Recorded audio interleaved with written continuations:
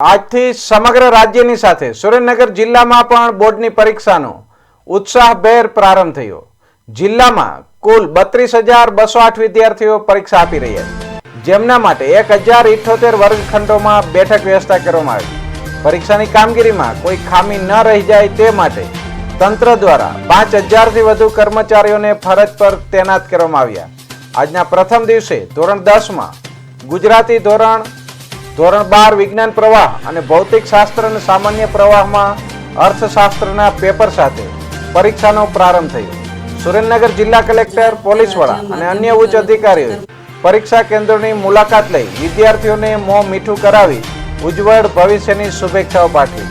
શાંતિપૂર્ણ અને ગેરરીતિ મુક્ત માહોલ પરીક્ષા પૂર્ણ થાય તે માટે પોલીસ અને શિક્ષણ વિભાગ દ્વારા સઘન આયોજન કરવામાં આવ્યું છે। ગુજરાત રાજ્ય માધ્યમિક અને ઉચ્ચતર માધ્યમિક શિક્ષણ બોર્ડની પરીક્ષાઓ શરૂ થઈ છે। એમાં 127 પરીક્ષાના સ્થળો છે અને 1,078 બ્લોક છે। 32,708 જેટલા બાળકો એમના ભવિષ્ય માટે આજરોજથી બોર્ડની પરીક્ષાઓ આપવા જઈ રહ્યા છે।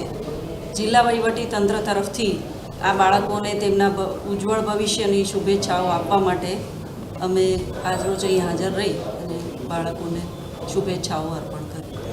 બાળકો ઘણા ખુશ પણ છે અને ઉત્સાહિત છે, સાથે સાથે થોડાક તણાવમાં પણ હોય એવું લાગ્યું, જે સ્વાભાવિક વસ્તુ છે, પરંતુ તેઓમાં પરીક્ષા આપીને પોતાનું ભવિષ્ય બનાવવાનો ઘણો ઉત્સાહ છે।